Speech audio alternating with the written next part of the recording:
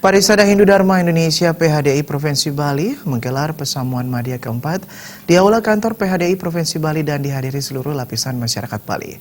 Pesamuan keempat tersebut dibuka Wakil Gubernur Bali Cokorda Oka Arta Ardana Sukawati.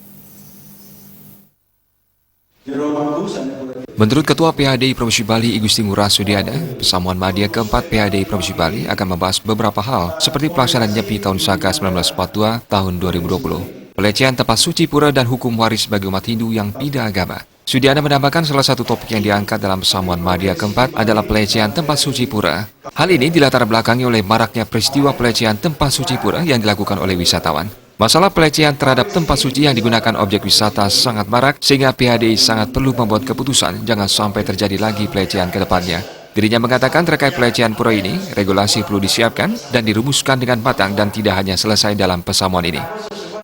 Pada hari ini, Pesamuan Madya itu akan membahas beberapa hal yang berkaitan dengan masalah hak waris bagi umat Hindu yang pindah agama. Kemudian masalah pura dan labu pura yang berkaitan dengan mereka yang pindah agama. Yang kedua, masalah Nyepi. Kemudian akan juga membahas masalah pelecehan dari tempat-tempat suci. Jadi selama ini wisatawan bebas masuk, lalu dia melakukan hal-hal yang kurang berkenan. Apakah karena tidak tahu, apakah sengaja, kita belum tahu modusnya. Wakil Gubernur Bali Cokorda Oka Arta Ardana Sukawati menyambut baik penyelenggaraan pesamuan yang dilakukan setiap tahun untuk melihat berbagai persoalan yang terjadi. Pihaknya mencontohkan persoalan pariwisata terkait wisatawan yang mandi di beji dan caranya mengatasi persoalan itu. Di satu sisi Bali membutuhkan pariwisata, di sisi lain kerama Hindu di Bali ingin agama dan keyakinan dihargai. Wagub Cokaca menambahkan PHDI bisa membuat batasan terhadap penodaan dan penistaan yang terjadi di tempat suci. Hanya PHDI yang bisa memberi batasan seberapa jauh tindakan tergolong sebagai penodaan.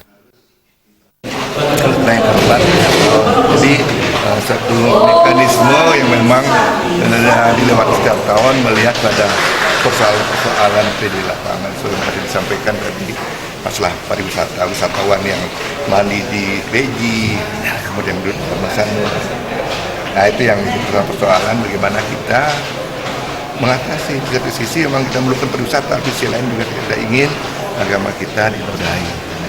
Bagaimana caranya ini kita belum bicarakan, dan juga dalam konsep penodaan, penistaan. Nah, hanya PHDI yang bisa memberikan kami batasan. Seberapa dikatakan penodaan, seberapa yang belum dikatakan penodaan. Wagub Cokaca juga berharap PHDI bisa menjawab persoalan kekinian seperti buah-buahan dan sarana upacara lain yang tidak lagi dibuat sendiri dan harus dibeli karena kesibukan pekerjaan anggota keluarga.